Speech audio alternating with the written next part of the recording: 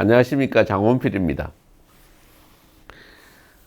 오늘은 그 정관업, 기장업에 이어서 이제 일광업 발전 전략에 대해서 잠깐 얘기를 드려보려고 합니다. 일광업은 이제 지금 기존에 이제 자연불황이 이제 좀 있었고, 한 5천 명 정도 가량 전후로 있었고, 지금 한 2만 5천 명 정도의 신도시 인구가 유입돼서 3만 명 가량의 이제 형태입니다. 그래서 대부분 이제 제가 이제 국회의원 출마를 준비하면서 이제 지역민들과 얘기를 들어보면 그나마 이제 제일 뭔가 요구 사항이나 아니면 뭐 이런 건의 사항이 좀 적은 곳입니다. 뭐 자연불황은 그 전에 이제 수산물 위주로 이제 생산 활동을 하고 있는 것이고, 좀 관광산업이 활성화되고 그런 수요들이 횟집이나 이런 그런 것이 좀 활성화되는 것이 필요하다는 정도의 바람이고, 이제 문제는 이제 일광 신도시 주민들의 어쨌든 불편 사항들이 있는데, 제일 큰 것이 교통입니다. 이제 교통이 이제 왜 그러냐면, 일광 신도시에서 이제 나와서 이용하려면 도시가 그 지금 원래에서 좌천에서 기장으로 기장체육관 앞을 지나가는 도로가 사실상 큰 유일한 도로입니다. 아니면 지금 이진캐스빌 있는 그 1, 2차로 해가지고 교리초등 앞을 나와서 이렇게 반송하는 정도의 길이 있습니다. 그래서 결국에 반송으로 만약에 가려고 하면 결국에는 이 기장체육관 앞을 나가서 가든 반송 이진캐스빌 앞을 나가서 가든 길은 다 모여가지고 병목이 딱 되게 돼 있는 거죠.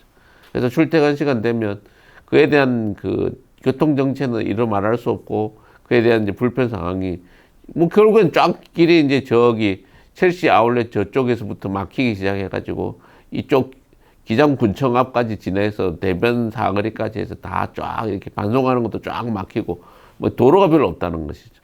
그러니까 이제 그런 불편 사항을 어떻게 해소할 것인가 하는 문제를 좀 고민을 해보니까, 이제 제가 이제 뭐 좀 나름대로 이제 개선 방안이라고 하면 뭐냐면, 기장의 IC를 우선 만드는 겁니다. 기장 발전 방안에서 제가 한번 제가 말씀을 드렸는데, 기장에 지금 울산에서 해운대로 이어지는 56번 도로는 도시와 도로처럼 직선으로 거침없이 이렇게 가는 겁니다. 막히는 도로와 중간에 횡단보도 같은 게 없다는 거죠. 근데 그러니까 그 사이에 IC가 빠지는 게 지금 기장 일광 IC라고 하는 그쪽에서 빠지는 거고, 송정 다 가서 빠집니다. IC들이. 그럼 실질적으로는 교통을 기장 읍내로 들어오거나 하는 방법에서 이제 수요가 이제 있는데, 그 수요를 일광 IC 쪽에서 빠져나오는 그게 일광 신도시 주민들도 빠져나와야 되고, 기장읍에 살고 있는 사람도 빠져나와야 되고, 반송으로 가는 사람도 빠져나와야 되고. 그러니까 이제 제가 유세를 하면서 기장체육관 앞에 서 보면 아침에 반송에서 출퇴근으로 하는 사람들이 꽤 많습니다. 반송에서 온다는 거는 동네 쪽 이런 쪽에서 오는 거지 않습니까? 그리고 반송에서 아예 오는 거고. 그리고 이제 그쪽 센텀시티 쪽도 좀 영향이 있는 것 같고, 서면 쪽도 그렇고, 사직운동장 쪽도 그렇고, 다 들어오는 이쪽에서 수요가 송정 방향, 대변 사거리 쪽에서 들어오는 교통도 많고, 가서 아침에 실제로 경험해 보면 반송 쪽에서 넘어오는 수요도 다 많습니다. 그러니까 교통이 퇴근길이나 이럴 때는 다시 돌아가는 그 길이 막히는 거죠. 그래서 출퇴근이 그렇게 엄청난 병목을 가져올 겁니다. 장안읍 산업단지가 더 활성화되고 인구 유입이 늘어난다면 더 막힐 겁니다. 좀 심하게 이야기하면, 제가 볼 때는 이 세대로 두면 송정에서 대변읍 사거리에서부터 한 일광 사거리까지 가는데 30분에서 1시간 정도 걸릴 겁니다. 그 교통지옥이 될 거란 말이에요. 그거를 시급히 해결하는 방법이 뭐냐면, 기장 56번 도로상에, 울산에서 해운대 가고 하는 그 도로상에 그냥 IC를 하나 더 만들어서, 그냥 일광 신도시 쪽 뒤쪽, 동원 2차 쪽 말고 지금 이진캐스빌 있는 1, 2차 쪽 있는 그쪽에서 기장 IC로 바로 연결되는 진출입로를 만들어야 됩니다. 그게 이제 기장 IC를 연결해서 읍내로 나가는 도로도 이렇게 만들어서, 이제 만화리 쪽으로 가는 도로, 만화리 쪽에서 이 IC로 56번 도로를 타는 거, 그다음 이쪽 기장 읍내 시장 쪽으로 해서 빠져나가는 거, 여기서 다시 타는 거, 일광 신도시 이쪽 지금 뭐 대성 베르일 있는 그쪽에서 다시 이제 타고 또 빠져나오고 올라타고 하는 이 쌍방향 세 개의 도로가 이렇게 되면 그 교통 수요가 그걸로 바로 올라타 버리기 때문에 그 수요가 쫙 빠져버린다는 거죠.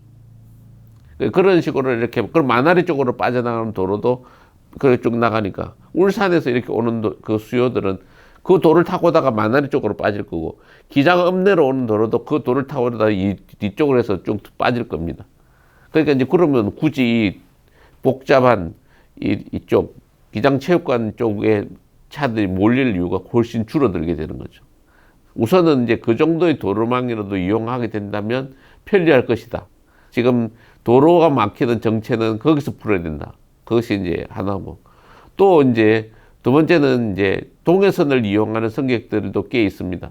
일광 신도시 주민이 꽤 한 2만 5천 명 정도 되는데 아침 보면 그 동해선을 이용하는데 그 동원 2차 쪽에서는 그 큰 길을 안 건너고 돼서 또 훨씬 편리하지만 동원 1차를 넘어 있는 뭐 이제 일광장이나 그 이후에 이쪽 이진캐스빌 블루 쪽에서 그 걸어 내려가려면 어마어마하게 불편한데 제가 이제 기장 발전 전략에서 기장이 발전하려면 도시철도 4호선을 안평역에서 기장역에 접속을 시켜야 되고 그 사이에 적어도 역을 몇 개를 만들 수 있는데 그 사이에 교리역은 만들어서 교리역에서 교리초등학교 쪽 방향, 그 다음 국민건강보험공단 쪽, 그 다음 이진캐스블 1, 2차, 그리고 이쪽 일광 신도시 쪽으로 출구를 또 내고 그렇게 하는 출구를 대여섯 개를 낸다면 이 전체적으로 교리역이 일광 신도시의 그 4호선을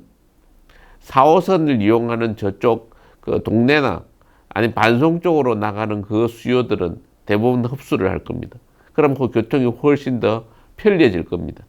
그런 부분들은 또 일광 신도시 주민들이 늘어나고 있는 상황을 감안했을 때 조속히 추진돼야 될 필요성도 있고 가능성도 있어 보입니다. 뭐 지금까지는 일광의 발전 전략에 대해서 한번 평소 제 생각을 말씀드렸습니다. 시청해 주셔서 감사합니다.